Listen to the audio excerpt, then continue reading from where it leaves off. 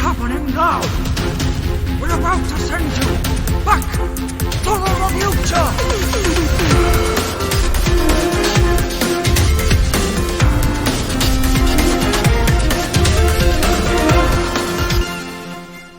Hello and welcome to another episode of Back to the Reviewture, the show in which we take a classic film that one of us or both of us might not have seen and we take a look at it now. I'm Amber Inch. I'm Drew Bridger. Yay! We did. I love that we do a little cheer every time you intro the show. It's a little bit like, yay! I never get that kind of reception when I intro the show. Just to say, I mean, I know it's like, oh, it's just usual that Drew intros the show, like, oh, whatever. But, you know, it'd be nice to have that little, like, gratification every so often of getting a hey when I intro the show. I don't know, just thinking about it for next time, you know. But as I'm sure some of the listeners might be aware of, the fact that Amber has introed the show does in fact mean that it is a film that I have not seen. Now, this is a little bit coincidental, really, because it was actually around this time last year that was some of the first films that you introed for the show and introduced me to. We had a stretch around this time last year of, I think it was about 3 films in a row. Okay. That you'd seen that I hadn't. One of them was Rocky. Oh, yeah. Yeah, one of them was... What was the other one? Yeah, I was getting to two... I was getting to Tu Wong Fu. That was really difficult to say. I don't know why that took me a while. The other one was Saturday Night Fever. That was the other one. Yeah. That was the other one. So, coincidentally, Tu Wong Fu fell on a release date, because we record some of these quite far in advance sometimes. Tu Wong Fu, coincidentally, fell on the first week of Pride Month. Oh, we didn't mention that because I didn't know. We didn't no, exactly, that's what I'm saying, because we recorded it so far in advance, we didn't realise when it was really going to come out. But coincidentally, it fell on like the first week of Pride Month. And I thought, because you'd suggested that we should do this film for quite a while. Yeah. I thought it might be a good idea not only to do another one that you had suggested, but another one that you had suggested that might coincide nicely with Pride Month. Not that it was our intention to do that at all, but I was sort of like, oh, well, actually this one coincides quite nicely as well. So I don't know. Okay, yeah. Well, I mean, it is... I don't know if it coincides nicely with gay pride because they're not proud of it.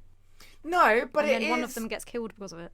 Well, okay, but it is bringing awareness during Pride Month. Yeah, it is bringing awareness during Pride Month. Yeah. So obviously it's set in an era where it was not as accepting as it is and unfortunately, today. the things that are happening in the film in 1963 are still happening now in 2022.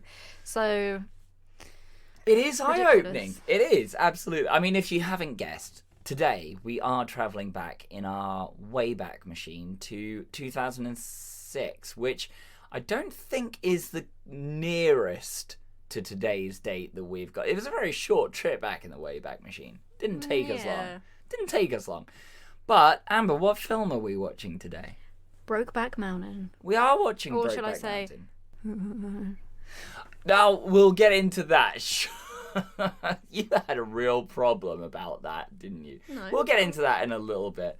But I did want to say, it seems strange to me that I haven't seen this film, because it's a huge Oscar winner. Wow. Didn't it win a bunch of Oscars? This is trivia. Okay, we're getting into trivia time already. Well, you started off. Okay, all right. So hit me. So we're doing some already into. We're less than 5 minutes into the show. Well, yes, he won Best Director. Doing Ang Lee. Yeah, but he was really. Don't make him Ang Lee. You won't make it. You won't like him when he's Ang Lee.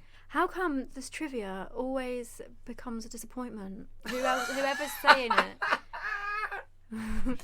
Trivia is just disappointment after Just let disappointment. me say it. All right, is the trivia worth the time? Yeah, he won Best Director, Yeah. but he was really disappointed that it didn't win Best Film and that Heath Ledger didn't win Best Actor because he thought it should have won Best Film, and Heath Ledger gave one of the best acting performances of his entire Yes. he didn't know at the time. No. But one of the best on-screen performances of all time, basically, is what Right. he said.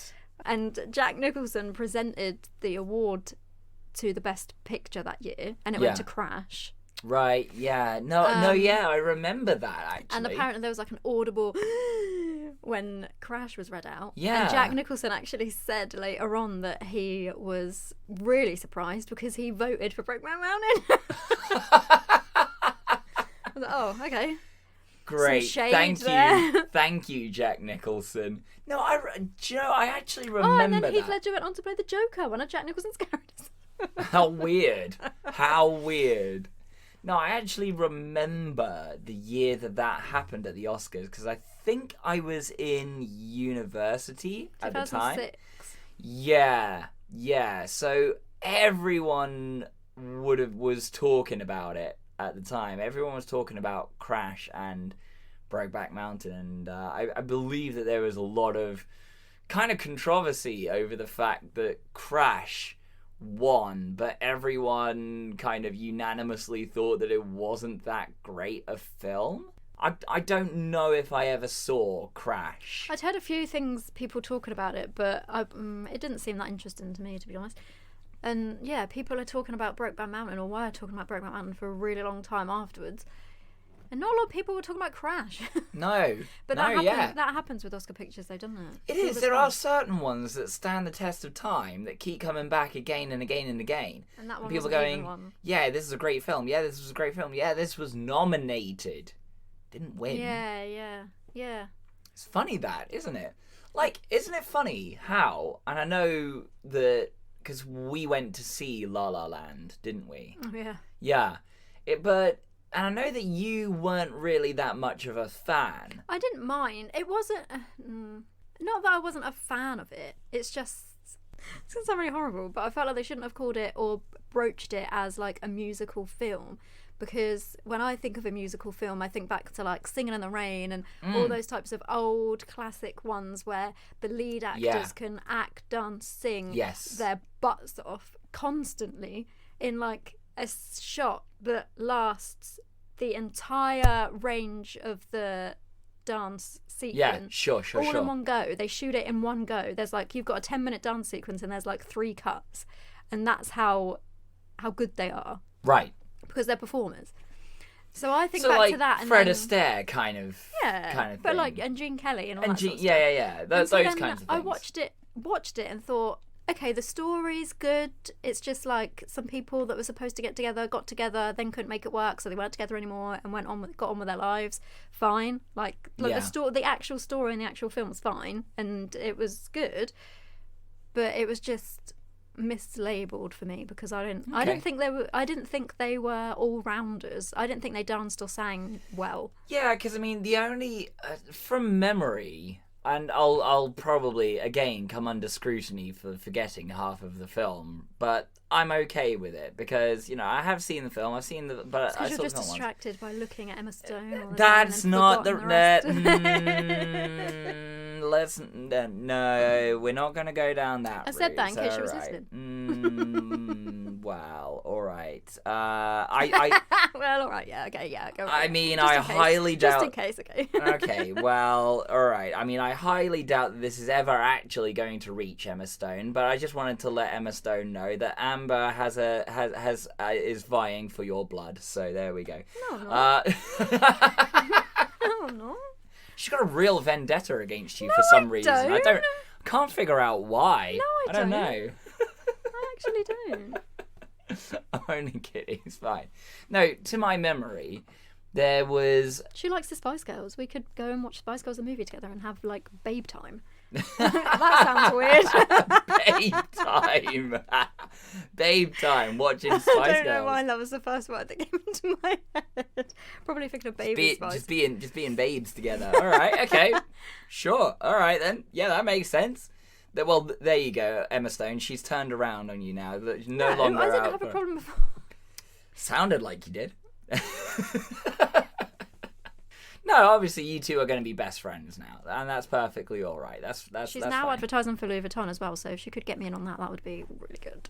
I mean, Emma Stone, if you need a new best friend who knows a lot about Louis Vuitton, the lady sat right across from me. No, my knowledge of Louis Vuitton stops at I like it. I don't know anything.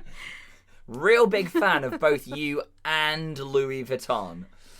So, to my memory, there's only like 2 dance sequences in La La Land that are almost continuous shot for the entirety of the song, and that was the one right at the start in the traffic jam, and then the one that her and Ryan Gosling do in the street in the hills, the famous shot one.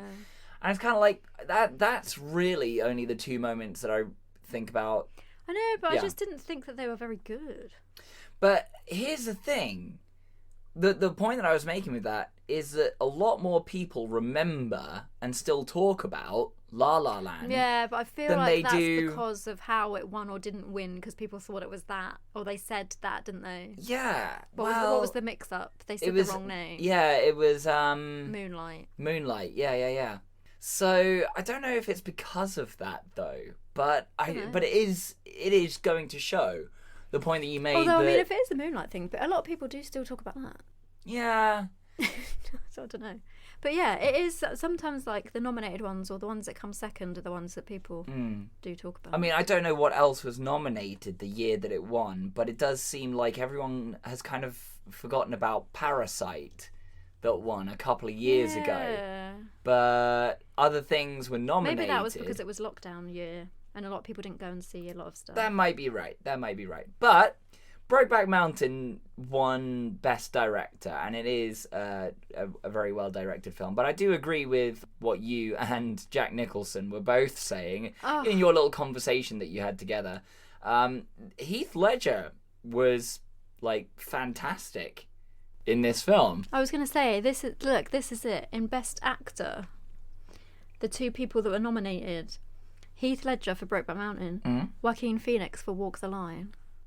Oh! One of them could have won. They could have given it to one of them. Do you know who won? That year, I actually don't remember who won Best Actor that year. But I'm guessing it was someone who was in Crash. No. It was Philip Seymour Hoffman for Capote. Oh, for Capote, yes. Which, I mean, fine, but you'd think that... Yeah, but I mean... Yeah, because Reese Witherspoon won Best Actress for Walk the Line, so I remember her speech, she was all... Yeah. Yeah. No, I mean, that's not a film that I've seen, but between him... Oh, it did win Best Adapted Screenplay. Yes, because this is based on a short story. Which I did read, actually. Yeah. Did you? How was that? Yeah, it was really good. Oh, good. It's only like 50 pages. Really? Yeah. See, this is the thing. This is how you get Oscar nominations, isn't it? Because Shawshank Redemption and Stand By Me and films like that, these were all based on short stories. Yeah, because they pretty much did the exact thing that the story did, but on screen. It was slightly different, but... Yeah. Well, not too different, really. Yeah. But that's how you go about it. You find yourself, a short novella, a 50-page short story. Because I'm not even sure. Turn it into a 2.5-hour film. Yeah. Like, really go for it. I'm not even sure. I might be wrong because it's been a long time. This isn't part of the trivia section because I didn't look this up. So Okay. It's not factual trivia. That's all right. It's not truth. We'll overlook it this one time. Don't worry. But I thought that it was first... It can't be 50 pages. I don't know. It can't be 50 pages because I thought it was first printed as an article piece in a newspaper. Right. Okay. Interesting. That's what I thought. Okay. I've heard, for some reason, that seems to ring a bell of some kind, but I don't really know why. Not really sure. Anyway, as we do each and every episode, we get the person that hasn't seen the film to tell us what they thought the film was going to be about before having seen it. So, Amber, you get to ask me this time because you were the one that introduced me to this film. Yes, I'm just going to say it was published in the New Yorker. Oh, okay. So there we go. So, what did you think this film was about? Gay cowboys. Oh. Yeah. I mean, it's oversimplifying it a little bit, but I did think it was about gay cowboys. Well, okay. I mean, in fairness, I'm not wrong. No. No. But But there was a little bit more. there was to the story there was than that. obviously a lot more to it than just that. Yeah, but that was, although again, it's an oversimplification of it. It is kind of a sum up of the story in like a 2-word sentence. I suppose, yeah. But yeah, there were a couple of things Not that cowboys in love, cowboy romance, nothing like that.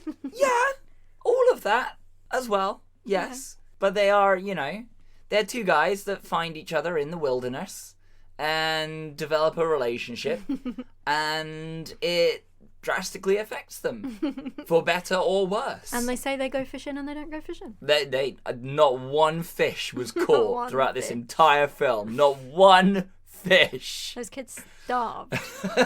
His kids are at home wanting that fish. Yeah, she was they like, hardly "Get me ever the get. fish, Dad, They get me live the in fish." they live in rural Wyoming, way away from anywhere, miles from anywhere that you can get a fish. And they're like, finally, he's going fishing. He's going to bring back fish. We're going to have fish.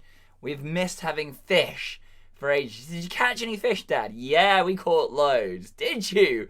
Where are they? Oh, we ate them. Sorry, we ate them. We ate them all. Oh. Not one fish was caught in this film. No. The only thing that's catching a fish is the bear that we see at the start. Oh. That's the only thing that's catching any fish. So what I will say is, okay, so obviously what I said was way of an oversimplification. Yes, it is about these two guys that develop a relationship with each other. What I had in my mind of the progression of the film going was drastically different. Okay.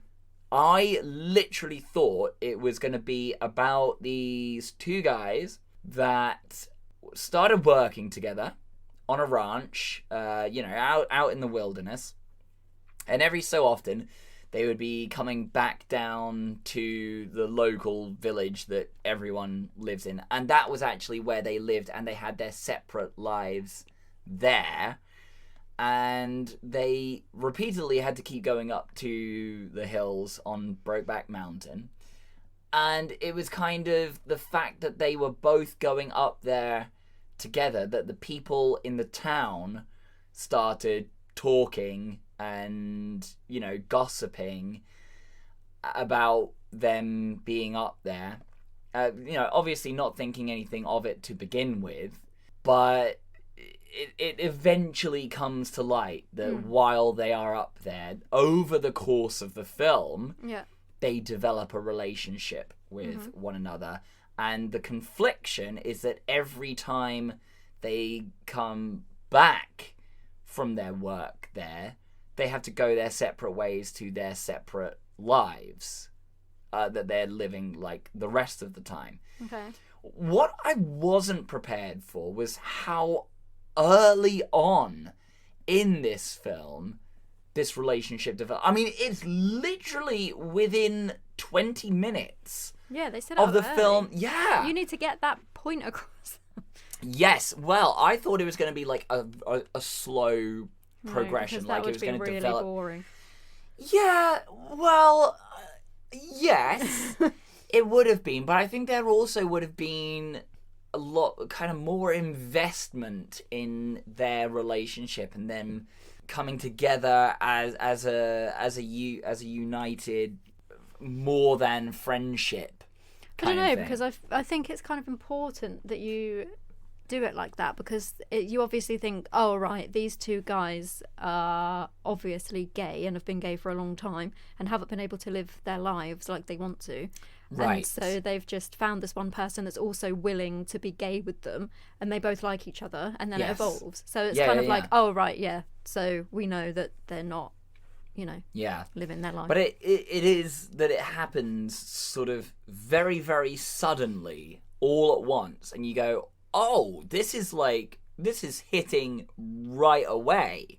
These two are kind of have discovered one another and have decided that this is who they are now, and it's living with that knowledge afterwards that is the crux and the conflict of the film.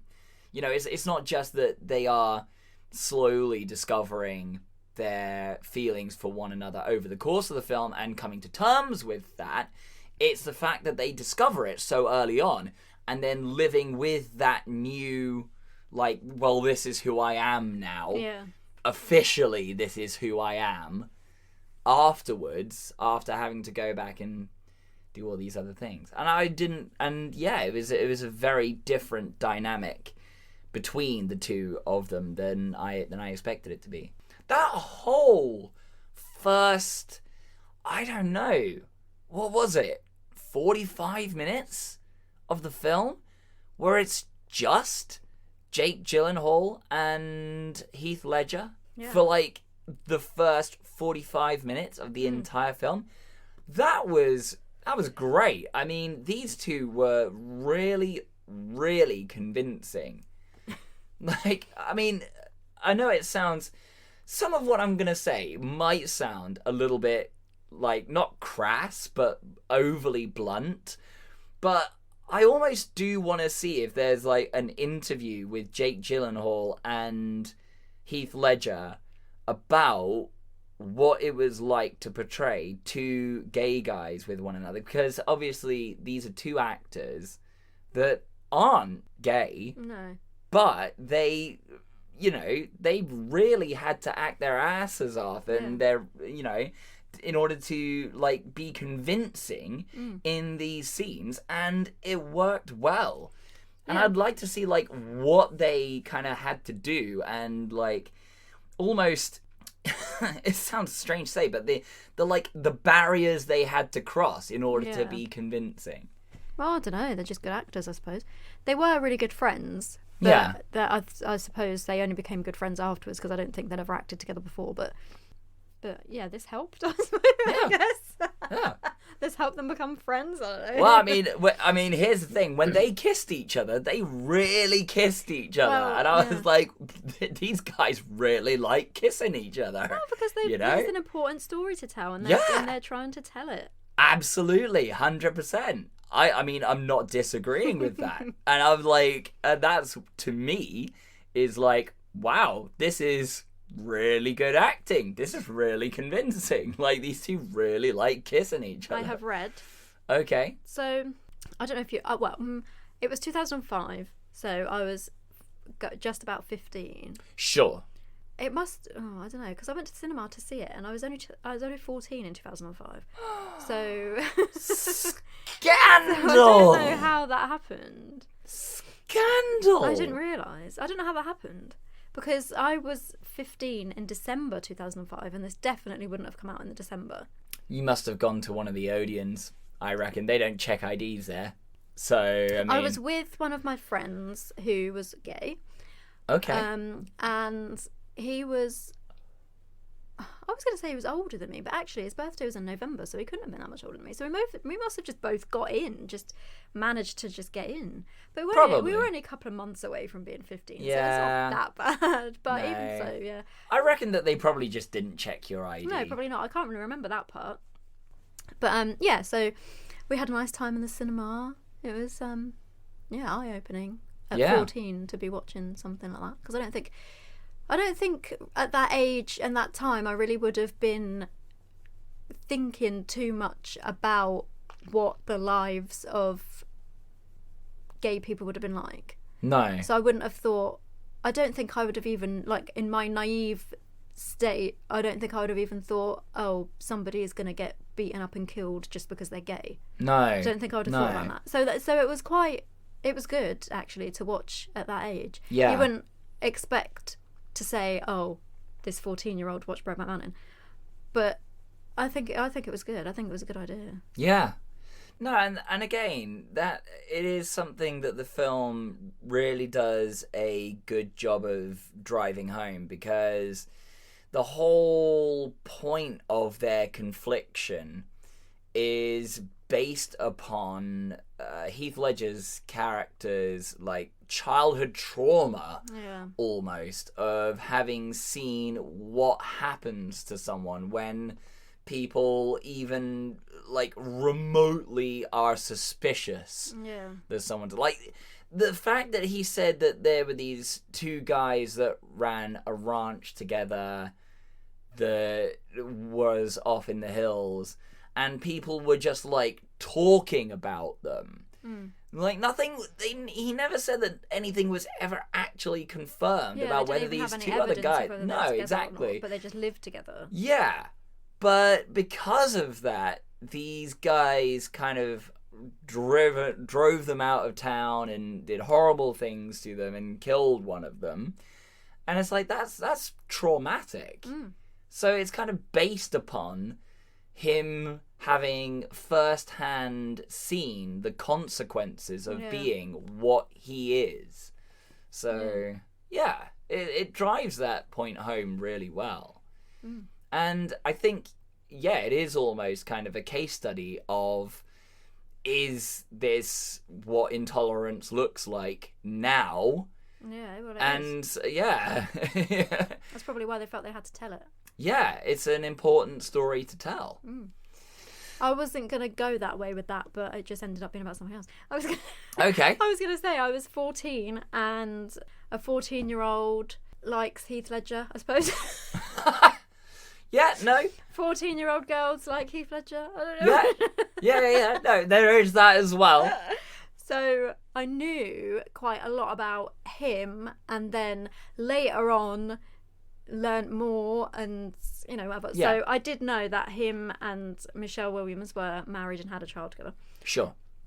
So I guess they met on the set of this film. I guess so. Because anyway, they were together. So because I vaguely remember around the time hearing about that they had, I think they'd met on the set of this film, and it would make sense. Yeah, and because of their scenes together, they had a very convincing kind of dynamic between the two of them. Well, they were together, that's why. Because, there was that as well. So that helped. Yeah. Yeah, so I was going to say, because you were talking about how do they break the boundaries to kiss each other so convincingly and that sort of stuff. So sure. She said because she was actually with Heath Ledger at the time, in order to get the emotion up, like, I don't know, build up the emotion for a convincing scene where she sees them kissing each other and gets like all het up about it. Yeah. She said that she wanted them to kiss in front of her for the first time, actually visibly kissing in front of her, and wanted to play out that scene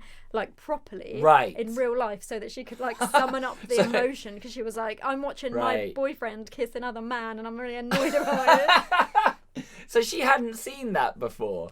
So it was a case of... It said she requested that her two male leads kiss in front of her to help her get to the right emotional place for her character. She was involved with Heath Ledger in real life, so she felt that it would help with her like emotional portrayal of it. But she had to goad both men, as their first few attempts were too half-hearted for her liking. So maybe her kind of saying, no, you got to do more, might have... And that might have been one of the first scenes that they shot. I don't know. So that might have like built the up for it. Okay. I don't know. Maybe that's how they broke the boundary. Maybe it is. Harder! She's like, you're not doing it passionately enough. You want to make me feel like you really like each other. And one time, Heath Ledger nearly broke his nose because he was doing it so passionately. Oh, Jesus. So, yeah. Well, I mean, that's, I suppose there's, I don't want to say method acting, really, but I guess it is. In a way, isn't it? This is for her. It would have been, yeah. Well, this is trying. Yeah, exactly. This is what method acting should be in order to get a good performance out of someone. I know, but you're not you always know? going to be going out with your co-star, are you? No, exactly. Exactly. There is that. That's true. But... Oh, that segues into my next trivia. Oh, okay. All right. One of the world's biggest and most irritating method actors of our time, Okay. Daniel Day-Lewis. I thought... I thought you were going to say Jared Leto for a second. Oh, Then no. one of the world's biggest and most annoying method actors, Jared Leto, which it now says on his business card. Is by the way, I Daniel think. Day-Lewis actually a method actor, or is he just really annoying? Both. I couldn't remember whether he was a Can be method actor both. or whether he was just like really up his own butt. Wow. But anyway. Someone really doesn't like Daniel Day-Lewis. No, he's What's fine. your problem with Daniel I Day-Lewis? just remember him being... I mean, fair enough. Maybe he was right. I've never actually seen him put in a performance, so haven't seen any of his films. Maybe we should watch Lincoln as part of this. That would Oh, probably be God. interesting. What? That was a long film. I don't Have you think seen it? I don't. I Oh, don't here we think go. I did. I saw the I first. can't remember I saw now. the first 20 minutes, so yeah, I've seen it. No, I don't think I did. But that was I massive. honestly can't That was remember. really huge at the time, and I feel like Yeah. it's going to give me an education. I feel like I might have had to see it. Although, don't rely on for- films to give you an education because it doesn't work. Yeah, no, I'm evidence of that. Trust me. Why? What? Relying on films to give you an education? No, what I meant Yeah, was, no, I'm. don't rely on films to educate you about a specific subject. So Yeah, don't no. watch Lincoln thinking you're going to learn the exact, total 100% truth about Abraham Lincoln. Is what I mean. No, absolutely. No, I think I had to watch that film for when we were doing the film review radio show Oh, okay. a while ago. So I you watched think some of I had it, to got watch the Dummy's Guide to Lincoln, and then pretended you watched it. Yeah, no, it's... Come on now. What is this whole... No, because you just How said, am I think I watched some of it, but not all of it. It's really long. So that's why I was saying as a joke. If like- I had to see it, I had to go to the cinema and see it. So it was like the but whole just as a film. joke, I was saying because you said it was really long and you thought you'd seen it or not. But here's the thing. I think if I have seen it, it was one of these films that I saw and then just immediately straight forgot away. about straight away afterwards. It was just one of those films I was like, this is why I don't really do historic period drama pieces. Yeah. Because it's like, if it's a biopic profile story about someone that is just like, okay, fine, we'll watch this then it's like, all right, then I guess we'll watch it, fine. And then it's just like, well, I don't really care about this character, so I'm just gonna immediately forget it afterwards. I mean, I It's all suppose. history. History is just names and numbers, names and dates. That's all it is. Sorry to any historians out there that's all of the what your job is, but it's names and dates. Anyway, sorry, carry on.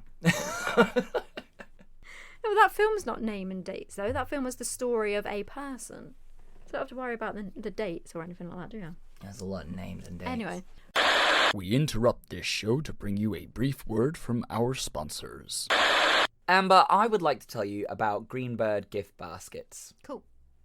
You're interested? Interested. Excellent, I'm glad you said that, because Greenbird Gift Baskets is a small local business based in Southampton offering gourmet gift baskets beautifully hand-wrapped in biodegradable cellophane. They use products from small local businesses wherever they can and are perfect gifts for weddings, birthdays, baby showers, or simply as a thank you. We are passionate about supporting small local businesses who offer delicious products and share our values on sustainability. There is a selection of baskets available online, Greenbird gift baskets at square.site, and all baskets are totally customisable for dietary needs and tastes. Greenbird gift baskets offer sweet, savoury and mixed baskets as well as picnic boxes, and prices start from just £25 for a gift basket. Amber, they can even add wine or fizz for an extra special touch. Collection is available from Southampton or they can deliver to surrounding areas, so visit Greenbird gift baskets at square.site and check them out on Facebook and Instagram at Greenbird gift baskets. Oh, and make sure to tell them that Back to the Revuture sent you, yeah? And now we return to your regularly scheduled programming. There's a lot of names. Now that I'm thinking about it, actually, I tell a lie. I do think I've seen the film because I remember one Don't spoil specific it. scene about it. No, I'm not spoiling it. I'm saying because I remember the scene where he first sees His son like died. no, Oh. no, where he first sees like black slavery. Oh. Yeah, right. and he makes the conscious decision to start to abolish. I don't know anything slavery, about so I Abraham do- Lincoln, but I've got a theory that he actually was in love with a slave lady, and that's why he wanted to stop it, but he couldn't tell anybody. Wow, That'd be good, wouldn't it? that Is would that make. part of the film? I don't think so. Oh. I can't remember. I Well, it don't should remember be. the film. Again, I don't remember that bit. I mean, alternative history. Yeah, I like that. Why not? Why not rewrite your history? That'd be romantic. Yeah. There's got to have a reason for it. Yeah, we'll make our own Abraham Lincoln film. Daniel Day-Lewis won't be able to touch it. Oh, good. Yeah, Well, no, good. we might need him actually because he's really famous. Yeah. Well, yeah, but you've Anyway. just said he's really annoying. He is apparently a really big method actor. Yeah. Yes. No, so I haven't seen any of his films, but there was just one time, like, you know, when you don't know anything about anybody and you make a stupid snap judgment because you've seen something that they've said for 10 minutes or something like that, and you're like, Yeah. oh, I hate that person. Well, do you know anything about them? No, just this one thing. But it was annoying. Okay. He was he was accepted an award, and he said, "Oh, I've so many times I've thought about giving up acting, and this is going to be my last one, and this is my last one, and I'm going to retire." But the acting world couldn't like put up with me retiring Right. because I'm just so good at what I do. I don't even know what would happen if I stopped, because you're like, and all this sort of stuff. He's just bigging himself up, and it was like, what would anybody do without me acting? I would stop, but I'm just the best, so I can't. Yeah, all right, Daniel Day-Lewis. know, All right, it calm was down. literally- Let's just calm those It was tits down, literally shall like we? that. Like it was All right. it was like that, totally like that. It's like Rolling Stones going on their 20th farewell tour. I'm gonna Like, this is stop. definitely I'm our gonna final stop, tour, but guys. We can't stop because we're so good at it. People love us so much that we just have to carry on. Nobody cares. I'm sorry. Like, yeah, well, thank you for packing out Wembley Stadium again for our final night of our farewell tour. We'll do it all again We'll next see you year. next year. Yeah. Anyway, here's Sympathy for the Devil. Is that a Rolling Stones song? Yes. The joke there. No, they're covering a different band at that point. Yeah, no, the joke there is that Sympathy for the Devil is a Rolling Stones song. Yes. Yeah. So yeah, going on to Daniel Day-Lewis, this is apparently one of his favourite films. Is it? He says that the reason why it's one of his favourite films is due to Heath Ledger's performance. Of course Everyone it is. was going so big on his performance. After Heath Ledger's death, Daniel Day-Lewis dedicated a SAG award for There Will Be Blood to Ledger's memory, mentioning the final scene in particular in Ennis's trailer as being as moving as anything I've ever seen. And you know, Heath Ledger didn't even have to be gay to do it.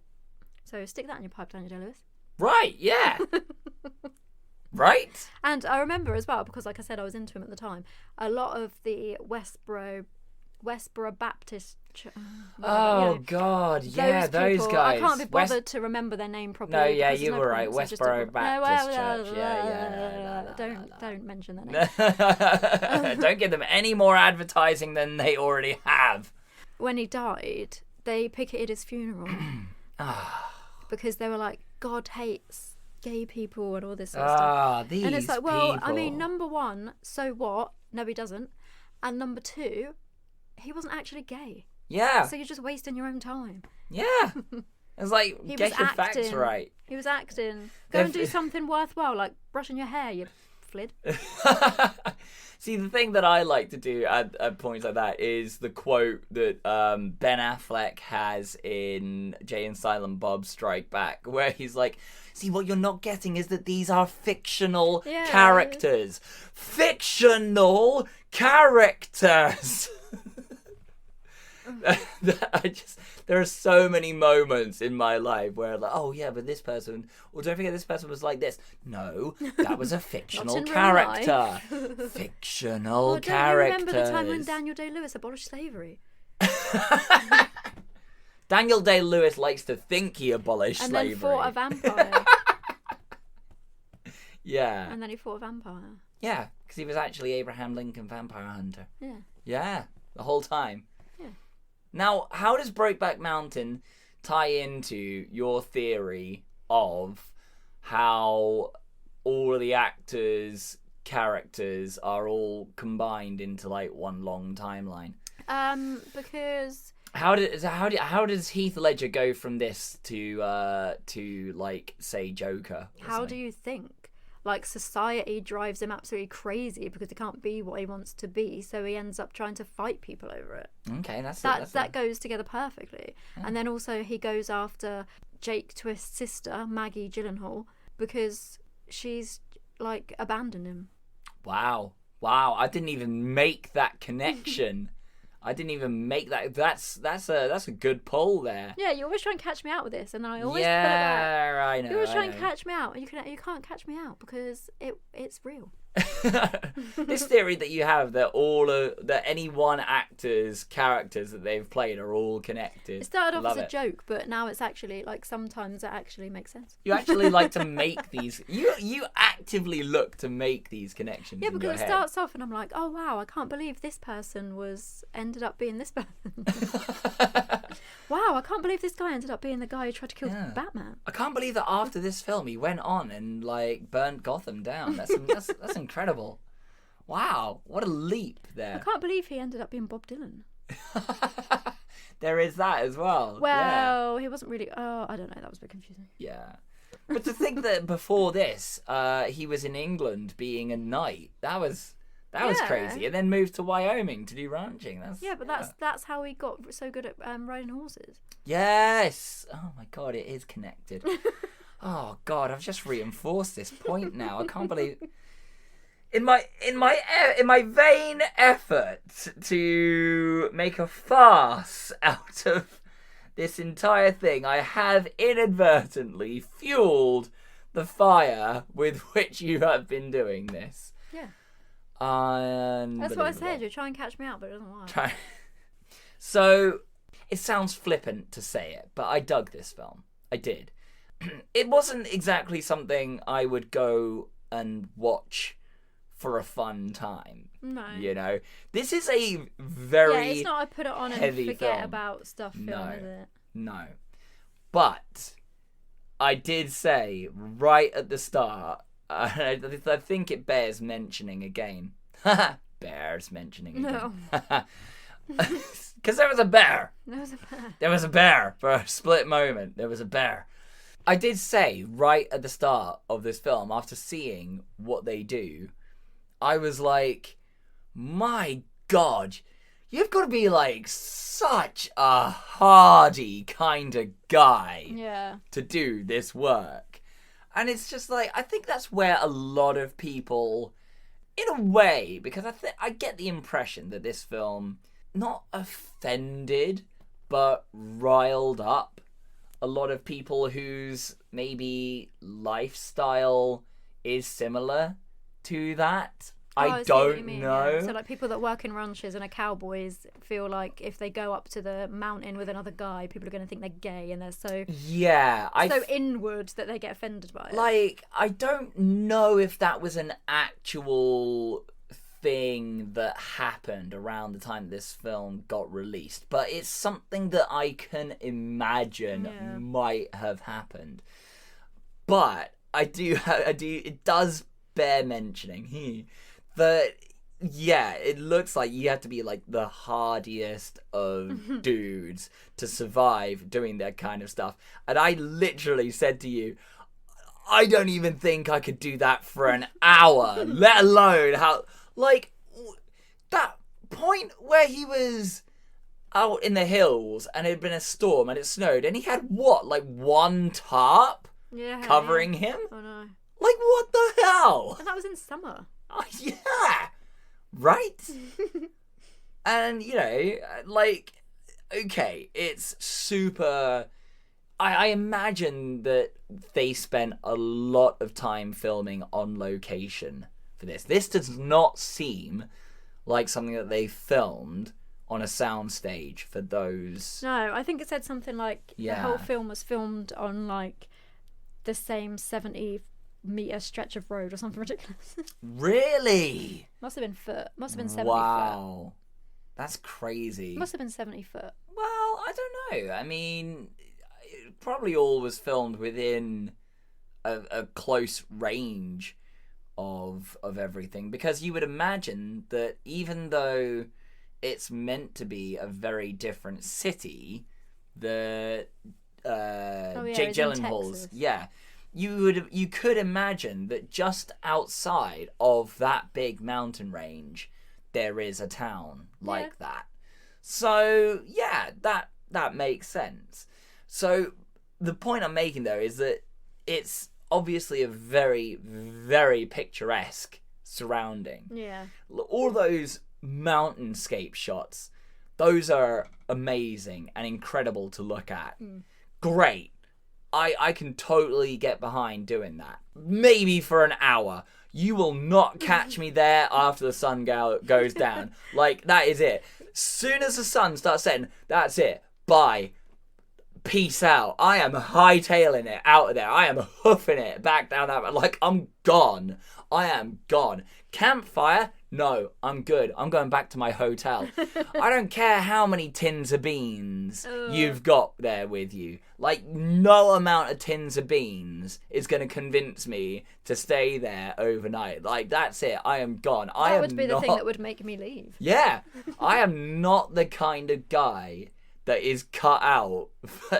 Look at me. Look at me right now. Do I look like the kind of guy that will survive longer than an hour out there? No. Jake Gyllenhaal had to pick up a sheep and walk through a river just for one shot of this film. I wouldn't do that, like, ever. Like, I've got to do what for this shot of the film? Nah, stunt double, I'm afraid. He got paid a lot. Yeah. He had to go and train on a camp that they set up so that he could learn all these, like, farming things. I guess it was like an intensive training camp for like a week or something, so that he could learn all of these, like, cattle probably hand horse things. riding and like holding a sheep, all that sort of stuff. But Heath Ledger grew up in like the outback in Australia, so he already knew a lot of this stuff, so he didn't have to go. Oh crap! And Yeah, I forgot about that. He didn't really handle the animals that much anyway. No, he didn't need to do it. It was only Jake Gyllenhaal that needed to do it. No, I totally forgot that Heath Ledger grew up in He actually Australia, had like way a out. kangaroo. Did as he? A pet. What? Yeah, I'm not even joking. That's what I heard. Is that an actual thing? Yeah, that's what I heard. I'll look it up. All I can do is look it up on I'm the internet. flabbergasted by this news. Like, what the hell? Like, he had... Hang on. He had a pet kangaroo. Yeah. That's mental. Yeah, I mean, it might have lived on the land, but yeah. I mean, considering that apparently in Australia, kangaroos are considered pests. Because for farmlands, all the wild kangaroos come onto the farmland and eat all of the crops. Yeah, no, listen. I mean, this one is, like, written really weird, but maintaining his Australian heritage, he also had a pet kangaroo when he was a child. Oh my god. That's crazy. It was found by his mum. I think it was, I thought that it was, like, found on the side of the road, and then they took it in and just had it like a dog that they rescued or something. Oh my god. Would you ever have a pet kangaroo? Would that be something that you would have as a pet? Like, you personally?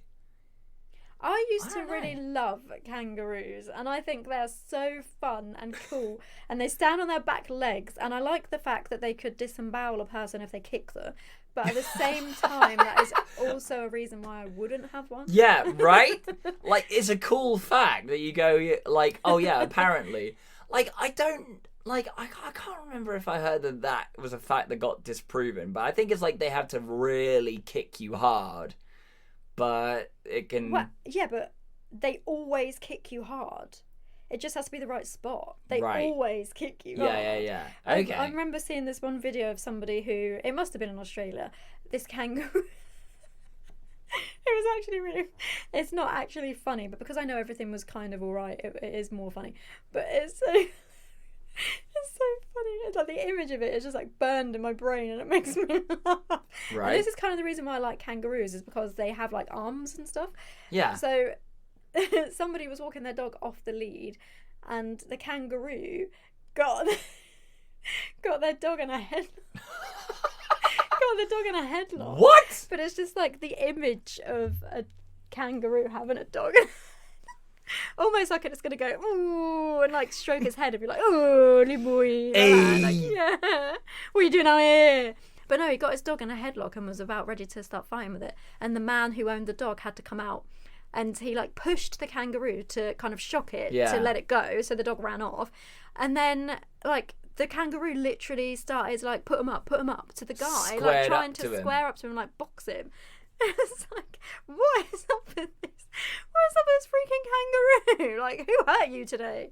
I remember that there was something that you showed me right. I think it was around the time we first met. It was a big topic of discussion. Been together a long time. Yeah, because I was. Yeah. You what? What? Go on. I was going to it. say something, but I didn't know if you would want me to say it. Oh, go on. No, I was going to say because I was really disappointed that you ate kangaroo. Oh yeah, that one time. That one time. Yeah, I do remember that. I told you that, and you were like, "Oh, what did you do that for?" Yeah, and then I don't know whether you said, "Why do you like kangaroos?" or "Why are you saying about kangaroos?" Yeah. But then that story about the world's henchest kangaroo. Yeah. Well, yes. That was what I was looked going. Like he'd been on steroids. Like he was so pumped up, so many muscles. He was like, ooh. I can't remember what his name. He had a name or something. But there was a story that you showed me about this super hench kangaroo, and apparently he saw his reflection in the top of a bin lid or something, got really angry at it, and picked it up and just bent the bin lid. It's like, man, I'm not so messing crushed. with this. It was so crushed. It's I'm so messing funny, with though. this guy. But yeah, no, I mean, obviously I forgot that Heath Ledger grew up in the outback, so that kind of makes sense. I don't know if he grew up in the actual outback, but you don't really realise while they're doing it that you go, man, Jake Gyllenhaal is an actor. He had to learn how to ride a horse like this. I know a lot of actors try and get good at riding horses because it comes up in films quite a lot. Sure. I get the impression that it's a good thing to have on your CV because eventually someone's going to say to you, "Do you know how to ride a horse?" And then you can say yes or a bit, but I'm willing to learn more, and they don't have to spend so much time training you before you can even start work. Yeah. I don't know. Yeah. I like. It might not be very prevalent, but I've seen a lot of people ride a lot of horses in films. But it was that moment when he got onto the horse and it started really going around in circles. I was like, oh crap. Like, Yeah, that was bad. Yeah. That was almost like one of those takes that they have on a film that's like, okay, that wasn't supposed to happen, but we're keeping it in. Yeah, maybe. Because of the effort that they went through to do the shot. So that's staying in now. Like the shot of Tom Cruise in one of the Mission Impossibles where he was leaping from one building onto another, broke his ankle. Oh, that's so horrible. On landing, got up and then limped out of shot. Oh, but they were like, so we'll horrible. keep that shot because that's the shot that you broke your ankle on. Oh, that was horrible I know. to watch as well. I I don't think know. I would have noticed it unless he really pointed it out because you wouldn't be looking at that specific part. Like, there'd be a lot of people that would go, hang on, that didn't look right. But I don't think I would have noticed. But when he Yeah. points it out and you're watching it, Yeah. oh, it's disgusting. It looks like it just folds where it's not supposed Oh, to. that's horrible. No. So there was something else that I wanted to mention about this film as well, and that I found, I mean, okay, there wasn't a lot that I found, like, quote-unquote funny about this film. But other than my observation of how much of a, like, pro-dude you have to be in order to survive out in the wilderness, clearly, that I'm not. But it was Jake Gyllenhaal's character's, Jack's family's house at the end of the film, and how he goes to his family's house and you see shots of the inside and there is not a spot of colour throughout the entire film, throughout the entire house. What the hell? I don't know. What That must mean something. That must have some type of symbolism somewhere, but I don't know. It literally looks like it was hand drawn but on like pencil and paper. Now, yeah, and no, what you said then, yeah, there is a parallel somewhere that you can draw behind that. Like, he grew up in such a bland, normal, run-of-the-mill household that's what maybe spurned him on to go out and be someone else other than what his family were, you know? Yeah. So I maybe don't there's know. that. Or maybe it's just like the big contrast between what he ended up being. Yes. As in, like, you know, had money, luxury, house with everything, and that's where he started. I don't know, but there's got to be some reason because it was just mental. It was just like literally, I can't even begin to think of the kind of people that would live in like that bland. Like, the floors were the exact same colour as the walls, and it's all wood. Yeah. It's all just wood. The dad probably made it. Made this house with my own bare hands. 'Cause he don't didn't- want no colour touching it. He's Beetlejuice now, is he? Yeah, thanks for that. Michael Keaton just popped out of nowhere. Yeah, thanks. Hey, how you doing? No, obviously his dad wasn't appreciative of him having male friends, but I think his No. mum was quite accepting. She didn't Yeah. come out right and say it, but obviously her No, you actions got and that what she did impression. were, yeah. The fact that So she they, gets I mean, him, they both knew what Yeah. happened. The what fact was going on. that she obviously sees him walking away with one of his shirts and gives him a bag. Yeah, put it in. yeah. No, I mean, there were a lot of moments in this film that was kind of like, I mean, it was affecting. It was a very affecting film. And when it got to about the 3/4 point, I did kind of wonder, how is this going to resolve? This either has to resolve with one of them dying, or they do actually fully step into and accept who they are, and they live their life together, and they just move way out into the wilderness, away from absolutely everyone else, like away from harm's length. It's not you know. realistic though, is it? No. That's why I was surprised when it looked like he wasn't going to go to his daughter's wedding, because I thought you'd think what he's been through, he would just want to celebrate any type of love if they think they're in love with each other. So I was glad that he said that he would go in the end. Yeah, and I think that's the message that he gets there, is that you know, he hasn't been there for a lot of it because he was finding himself, and actually that's gone now. He missed his opportunity for that. Yeah, he could have gone and lived on a ranch. Yeah, so he missed his opportunity to live that happy life. And then Jake Gyllenhaal just went off and found another guy instead. Yeah, Just like, David he was gonna Harbour, bring of you all up. people. And then, oh no, he's going to bring this other guy up. He's always going to bring guys up to sort this ranch out. Yeah. No, there were a lot of people that kind of appeared in this film that I really didn't expect to see. David Harbour, Anna Faris, Yeah. Linda Cardinelli. I didn't realise she was in this film at all. No, I didn't, because at the time I obviously didn't know who they were then. No, but obviously you look back on it now and you go, oh my god, that's Hopper from Stranger Things.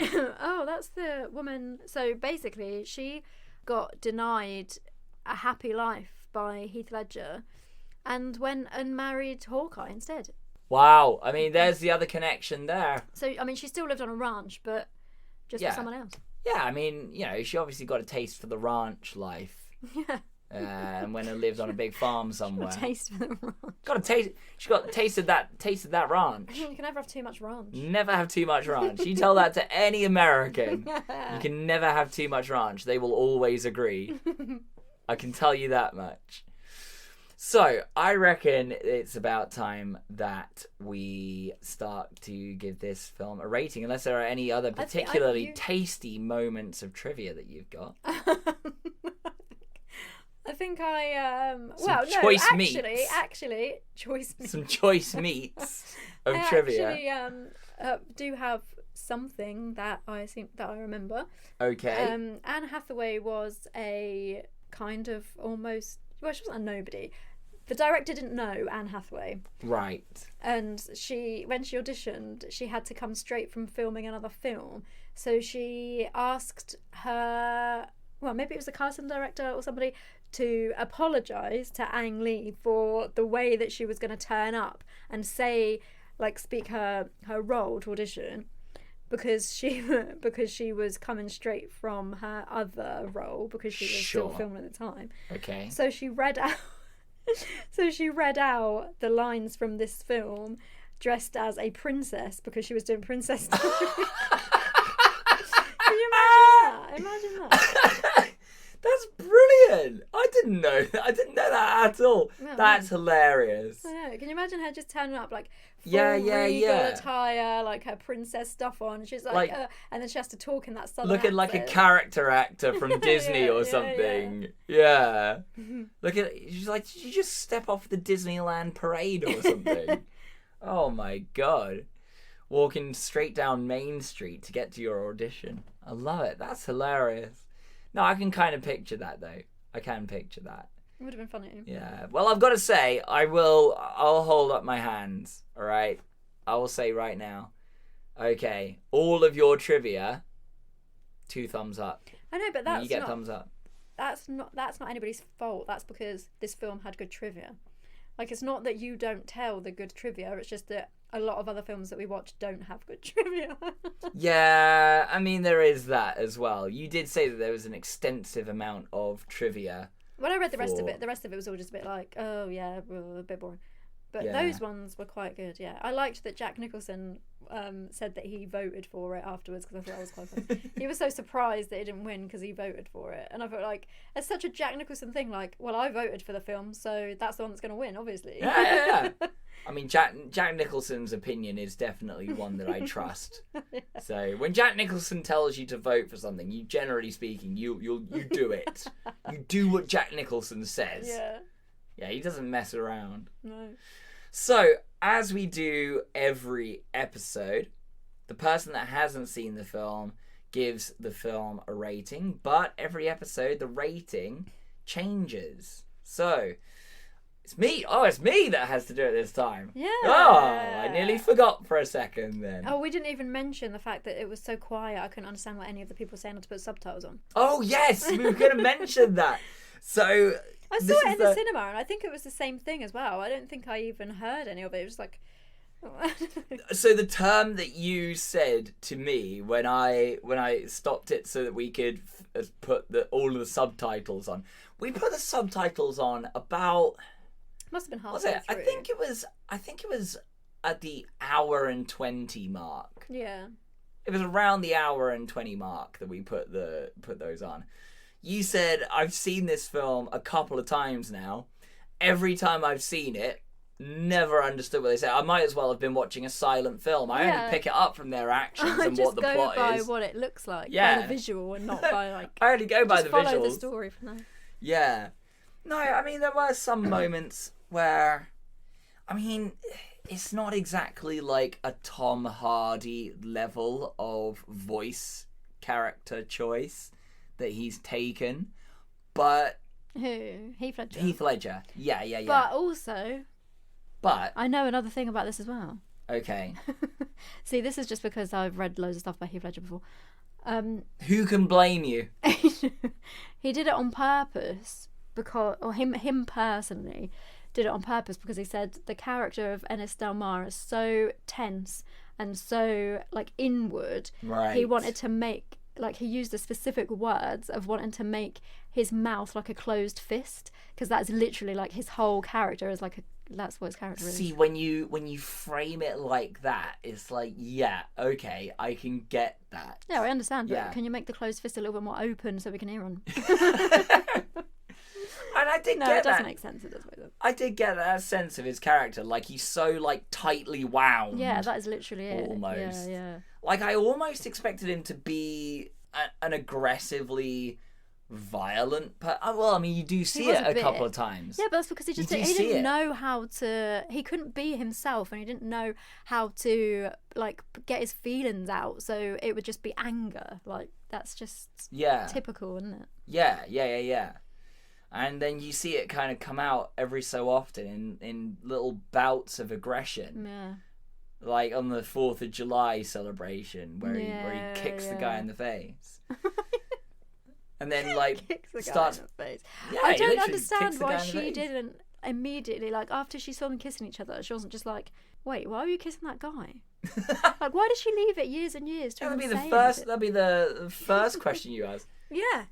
Oh, Wouldn't I it? saw you doing that, by the way. Oh, that's just how they say hello in Texas. It's fine.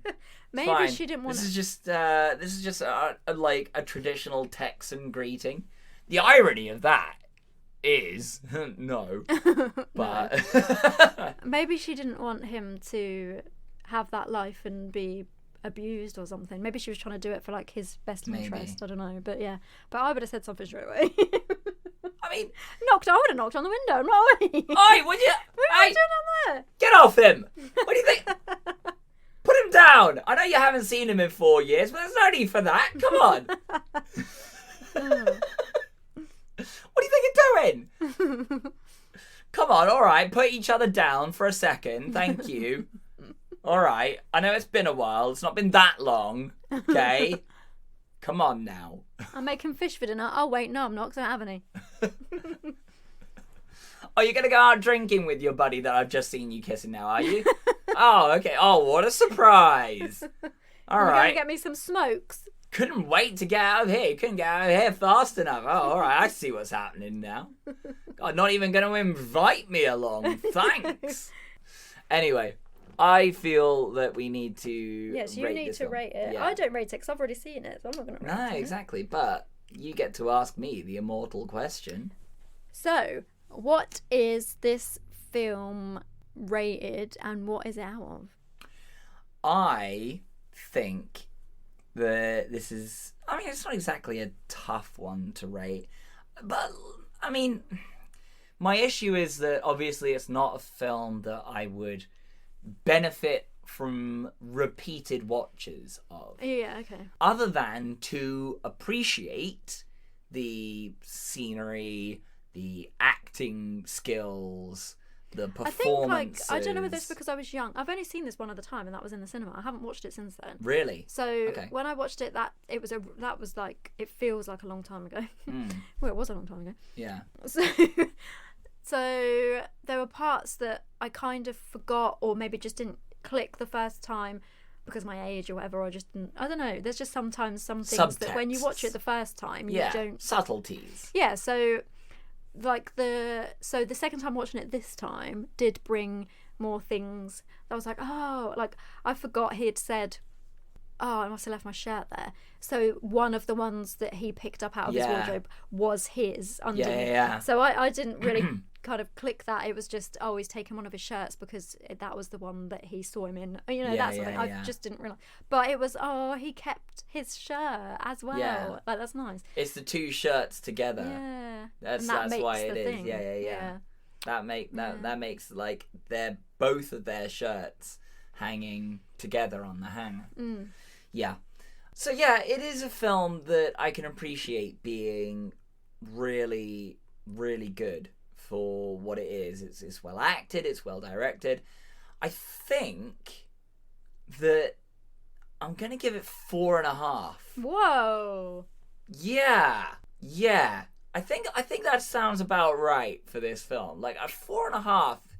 Yeah, it's really good. There were some moments where I was like, this is going on a bit long. Like if they'd cut, I don't know, even maybe 15 minutes off of the runtime of this, I think it would have been like spot Maybe, on. but then like whenever you think that, Spot I on. run through the film again in my mind and think, Yeah. I can't think what they would have taken out. Yeah. Like I liked the bit where he shouted at his wife's dad. That liked was that great. bit. That was great. I loved that bit where he's just like he finally gets up there, like to assert his dominance. Yeah, I think that's funny. And I think it's kind of at that point that he starts realizing that he does have the power to be who he wants to be. Yeah. That's like a turning moment. Yeah. And I also think that now here's the thing, because it's a little ambiguous to me whether because Heath Ledger gets a flash when she's describing what happened to him and how he died. I think that he got beaten up. I thought, to me, in my head, it's him imagining what really happened Oh. to I don't him, know, because I feel like and the that way... he thinks she's giving him a made-up story. Yeah, that's what I thought, because it seems in her voice and her face, Right. she knows who he is and what happened, and that's why she says, oh, you better go up to visit his parents because he wants to put it in Brokeback Mountain, whatever. You know, you better go Right. and see them, as if they're going to tell him the truth. I don't know, but... Yeah, I mean, initially I thought that that was a flash of what he was imagining had happened to him, but afterwards I kind of thought, well, maybe that actually is what happened to him because of her demeanor. Yeah, I don't So know now. I don't know now because you said that, Yeah. but I just assumed that that's what happened. So it's kind of an ambiguous ending, which I'm a little bit like, I like that, but I also don't like that as well, because I kind of hate when films have Yeah. ambiguous endings a little bit, because I'm just like, I'm such a sucker for resolution and closure, you know, like I want to know. Well, I mean, But- the resolution was that he died. Well, yeah, there is And they that couldn't be as together well. like he wanted. Yeah. I do. So I think I'm gonna give it 4.5. I do like this film. I'm gonna give it 4.5 tins of beans. Ah, bleh. Too many beans. Too many. beans. And I did like, in a way, that you were saying for a while, because this was been on our list to watch for a while, because it was one that you suggested that I should see, because you really like this film, and I know that you Well, enjoyed no, it. When it you see wasn't. Yeah, I did enjoy it the first time, but But I you- was just surprised that you haven't Yeah. seen it, because I thought it was one that everybody talked about and it was really popular. And I thought this is kind of the exact type of film that we should be Yeah. doing. Yeah, One absolutely. like this that everyone talks about and everyone seems to have seen, Yeah. that somebody hasn't seen. And it's exactly those points that you said to me when saying we should watch this film. But with the full stop on the sentence after all of that was always, plus you get to see Anne Hathaway's boobs as well. Oh yeah, I was because that's like one of the only part of the films that I remembered. yeah, no, I was just like, oh, so all of the rest of it was like, that's reason enough. But it's also that you get to see Anne Hathaway's boobs. I was like, yeah, you'll love the film. You get to see her boobs. You made it And out you like gave it 4.5. you made it out like it was a really extended scene of seeing her. You see them for like 2 seconds. I think I imagined it as something else. Yeah, I think you did. Well, you also see Michelle Williams' boobs as well. A little bit, yeah. Yeah, a little bit, but it was like it was just. I think if anything, you see slightly more man ass than you do. No, in you this don't. I You think only see it once. I think there's a couple of shots of man Oh, ass. okay, I don't know. There's a couple more shots. I think the man ass Oh, yeah. to lady boob ratio is kind of level, Oh, well, there you go. but- Something for everyone. but erring slightly more on the side of man ass. I don't know. So apparently, at the end of the short story, it's just widely accepted that he was killed by the tyre in the road, because that's what his wife keeps telling everybody. Right. So that just has to be the story, because she just keeps telling people that because they, Okay. But he suspects it's because people found out about what he was. Right. Because he was open. He was kind of started to put it about a bit openly, didn't he? Yeah. Started to There we be a go. bit sort of It's up to flagrant you, with really. it. It's up to you. Well, that's the thing. I don't necessarily want it to be up to me. Well, it's tough. Because if it was up to me, Amber, he wouldn't be dead. And they would both be living a happy life. So That's what would nice. happen if it was up to me, okay? Yeah. They'd both be happy, they'd both be out, they'd both be proud, Well, okay. okay? That's what... But, I mean, it's the ending that we've got, isn't it? So, But there it's we still a 4.5 film. Tins of beans. So there we have it. Brokeback Mountain, a film that you would have thought I would have probably seen by this point. Exactly. Right? Gets 4.5 tins of beans from me.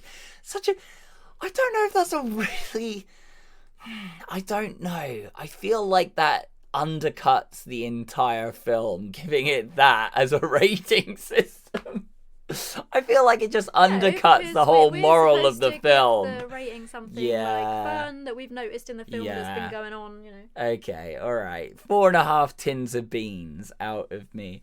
But what do you all out there think? Do you think that Brokeback Mountain was worthy of winning the Oscar that it did? In fact, it probably should have won more. Do you think it's a staple Oscar-worthy film that everybody needs to see? Or is this one of these films that passed you by? Were you one of these people that went to see Crash instead and never saw this film? Or Capote and never saw this film? Is this one that's kind of passed entirely under your radar? Or, I mean, you know, what do you think of it? What are your opinions on Anne Hathaway's boobs? These are things that were... What? I mean, you know, I needed something to polish it off with. I don't know. That is not the thing. That is not the thing that people need to be focusing on for this film. It's not. It's not. It is an important film, and I think it does bear watching by a lot of people. I think the message in this is quite significant. But do you all out there agree as well? All of these thoughts and more can be sent to us through our social medias. I am at Drew Bridger. At Amber Inch. And don't forget to use the hashtag BTTRpod to let us know when we are being talked about on the internet and to suggest any films that you think we should watch in the future. Amber, if the listeners have enjoyed this special episode, what else should they do? Like and subscribe and review on your podcast service and rate 5 stars. Also follow at BTTR Podcast on Insta. On Insta. Instagram. Yes. Insta. And it's the stars that you should be giving us as a rating. If that wasn't clear enough. I don't know if don't know if my point there was Now's the time too to wrap subtle. it up. All right, wrap it up. All right, okay, all right. But until our next episode, when it might be an episode that someone has suggested to us on our social medias, we'll never know until that episode starts. Amber, I wish I knew how to quit you. Why do you want to quit me? Oh, I don't. Oh, there we go then. I don't. Oh, just as well I don't know that, So don't isn't it? wish no. over. Wish for something else. Yeah, tins of beans then. Oh, okay. All right.